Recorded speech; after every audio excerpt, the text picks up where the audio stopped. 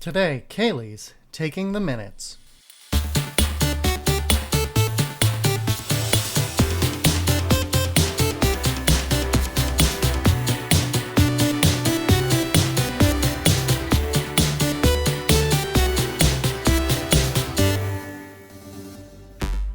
Hello and welcome to Setting the Record Queer, a podcast where queer people talk about the pursuits and communities they love. This is Taking the Minutes. This is Kaylee. My pronouns are she, her, and I'm your only host today. And we're gonna talk a little bit about bad movies.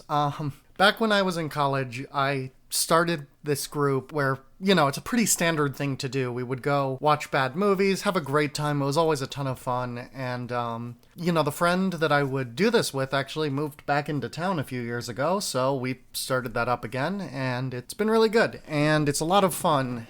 And I know this may not be some cool niche hobby, but that doesn't matter. It's a lot of fun. I know that probably as podcast listeners, you're more than likely familiar with more than a few podcasts that just watch bad movies and talk about them. There are countless of those. You may be in a similar group yourself. But I think something I want to talk about in terms of bad movies is just kind of why we enjoy them. And I mean, there's two ways to look at this, and one of them is to make fun of the people involved, and I don't like that in flat terms. I mean, don't get me wrong, we can make fun of the movie. It's fun to make fun of the movie, but I don't like to mock people for doing something they cared about. I mean, making a movie is hard work. I've made a couple short films in high school and college, mostly for class projects, but it takes hours to get that 3 minutes of footage or whatever. And no, you can't see them. They're gone to time. And those weren't good. Promise you that much. I don't even think I thought they were good while we were making them. But yeah, it's a lot of work. And just the fact that something comes out of this is a pretty impressive feat. I made if I could say, I and my crew made an entire movie, that's not nothing. Before we even factor in the quality, people there definitely aren't just being lazy or, not. It takes a lot of passion to make these things, and I think it's worth celebrating the fact that they managed to exist at all. And on the same ticket, I think that it's important that we get what enjoyment we can out of them, and not all movies are going to be good, but you can really have fun with these. And it's a great time to sit together with some friends, try to figure out how decisions were made, what kind of thoughts went into these decisions. Something really fun you can do is that because of the typically low budget of these movies, you can usually tell how they did the effects just by looking, or any effects.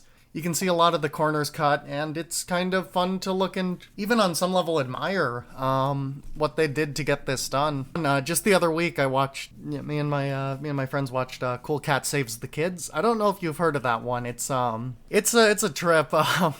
Something we noticed when they were making the movie is they had this fursuit for Cool Cat, who was the main character, and they clearly could only afford one fursuit, but they also had Cool Cat's mom as a character in the movie. And they used the exact same fursuit, but they put it in a dress and they put lipstick on it. And as a result, you could never have both characters on screen at the same time, so it cut back and forth between them. And in one shot, we noticed you could even see they tried to splice two shots together to get them in the same frame, and as a result, Cool Cat, the bottom of Cool Cat's body was just missing because I guess they didn't do the crop quite right. And it's fun to notice those things. I mean, as you may or may not know, I'm a big enthusiast in, finding and having fun with glitches in video games. I just think they're neat, and I think it's kind of the film equivalent of that to find these things. Sometimes you get a film that's glitchier than others, but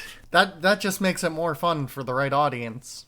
It's a really good bonding activity if you have local friends who always struggle to figure out what to do. I know bad movies aren't for everyone. Some people just like to enjoy good movies, the weirdos, but, maybe give it a try. It's fun. But yeah, it's important, I think, very much so, not to insult the people who made these movies. They may have not had a lot of time, they may have not had a lot of money, they may have been tricked at a cocktail party in order to provide a verbal contract in order to do a buddy cop movie with a dinosaur and got legally forced to do that. Don't watch that one, by the way. It's very boring. if you somehow know that I'm talking about Theodore Rex. But, you know, at the end of the day, I think it's a good way to admire these things.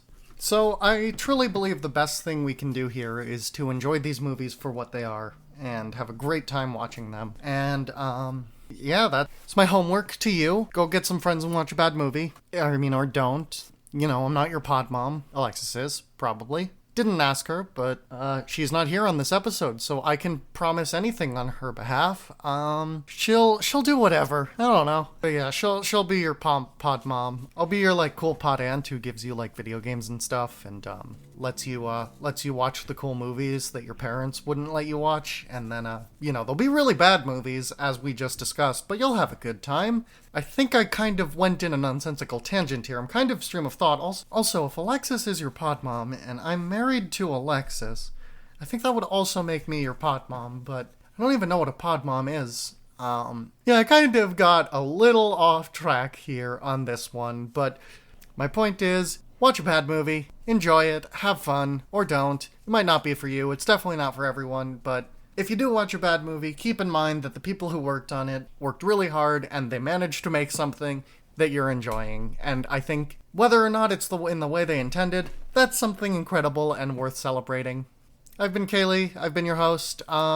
Next week, an episode will be out on photo restoration with Bo. It's going to be a great time. I'm excited. We actually haven't recorded it yet, but I'm sure it'll be amazing because the topic's super cool and the person's super cool. That's it for this Taking the Minutes. You can find me on Twitter at WitchesHex. If you want to follow me on Twitter, you can support Setting the Record Queer on Patreon at patreon.com/SettingTheRecordQueer. Make sure to follow Setting the Record Queer on Twitter at STRQueercast.